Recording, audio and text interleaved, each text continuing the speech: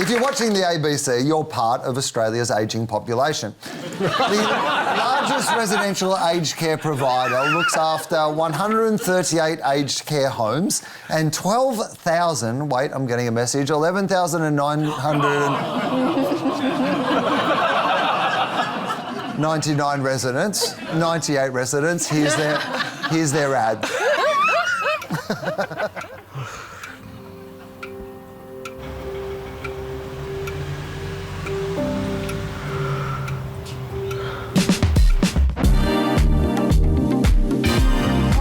There it goes. Oh, where? did you catch it? No. Oh, I've seen something. Oh, there's a bit of a hug. But a laugh with friends? That exercises the mind. Find your community with Opal Healthcare. Because loving life never gets old. Oh, I bet I know what they'd rather be looking at. Oh, I've seen something. You thought it was going to be Bob. We tricked you. Cam, is this better than playing shy and retiring? I mean, bless. That is literally like the ad that your nan wrote the script for. And I am here for it. Yeah. So not everyone would, but I really like this ad. I find it clumsily charming. And I think that works for the category. As I watched this ad, it almost felt like it was a retirement project, you know, that they'd actually given the old folks the brief and told them to have a crack. And this is where we landed, and it's not bad, yeah, for the category. So... For the category of giving old people a crack at making an ad. What I would say, you know, I think there is an amateur quality to the spot. You know, the idea that it is quite formulaic in that sort of problem solution, you know, that loneliness accelerates cognitive decline, that's the problem, and then you have the solution. It's like live with others, live longer, you know, be happy. And so I think there's that kind of very neat approach to the ad, but at times that might not work. For me, in this instance, it does. It is actually part of the charm. I sort of like the fact that it's amateur, charmingly amateur is what I'm going to say. And for an aged care brand, I actually think it lands because I want to know that they're actually spending money on the facilities and not. The care. No, I don't know. No, I mean in general in the industry. Like, this company's probably great. Yeah. Well, we know they're not spending it on slick advertising. Is my point. So yeah. This ad appeals to me enormously. You know, the notion of laughing with friends and exercise your mind, they're two good lines. Yeah. Laugh with friends, exercise your mind. And it also reminds me of a thought that I've had for a very long time. I think that aged care should be done by industry. So all the clowns, all the people that spent their entire life being as clowns, they should just go into the clown building, right? Because then they... and then all the architects... They just need one car, too. Yes. And all the architects, they can just go into the one, you know, the surgeons, that's where the surgeons are. Yeah. Because they're like-minded and they'd be laughing with friends.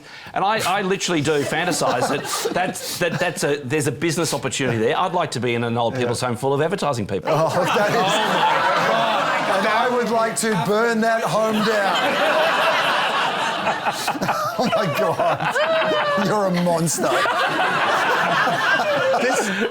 This is a good example of a good strategy and a not so good execution. Mm-hmm. Like it's targeting cleverly two generations. So it's targeting adults, adult children that feel guilty putting their parents in homes, and it's targeting older people that fear a loss of identity. And what I do like about it is that they're not going down the traditional tropes of we're going to care for you and showing people within the facility doing X, Y, and Z.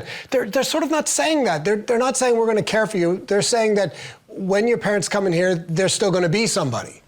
And I think that has appeal for an older generation. So I think good strategy, somewhat dodgy execution. So retirement, community living, aged care, that is all going to get really, really huge in the next 20 years because of the size of the baby boomer population that are aging up. They call it the silver tsunami. And it just means there needs to be so much disruption across the industry, obviously in the care facilities, but especially in the communication that's being made. Because aged care facilities, you can be 50 to 60 years old to enter one, but people that Hang on, age. how old? So I could get in now. Yeah. On the ground floor. I don't know. I've heard the women are really horny. They might call me the Silver Tsunami.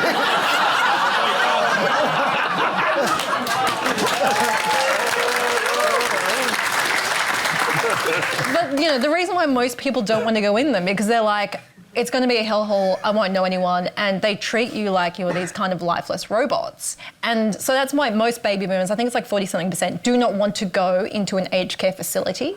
I'm not sure about the stat, it might be 30-something. It's a third. That's fine. Russell set the precedent. You can just make stuff up. Say whatever numbers you want. I heard it was 1 billion%. So what's nice about this ad, it's disrupting that way that people are treated, and it just shows most people in aged care now were like young in the 50s. They were having unprotected sex and they were riding motorbikes and they were smoking and going to parties. It's like these are the people that are in there now, and they are still those people. They're just have older bodies, and so it's really nice to see an ad that recognises who their residents are instead of just being like, we take care of you as you die. That is actually the new slogan of the ABC. With the arrival of the Care Tasman already bogged down, we thought we'd give them a more honest ad. You need a ute that works as hard as you do. You need a ute that conquers any terrain. You need a ute that can go anywhere. You need a ute that can do anything. You need a ute. We don't have a ute. We don't know where our utes are. No utes here, no utes there. We'd love to get our ute out here, but we can't. At Kia, the only limit is your imagination, because you'll have to imagine your own ute. Kia, where the bloody hell are you?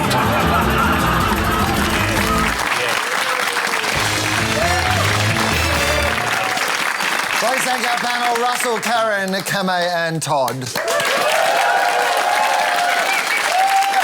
tuned for the Weekly with Charlie Pickering, and we'll leave you with a sneak peek at a new ABC British crime series. Coming up next, the ABC's latest cosy crime drama. They spend only 0.02% of their time doing bank things, so they can spend 10% of their time plotting revenge, 15% finding a place to hide the body, 7% thinking about that thing you said to the homicide detective, and the rest of their time doing whatever this is. The only thing you can count on is that everyone's a person of high interest, especially Brenda. 100% murder, someone will die, you can bank on it.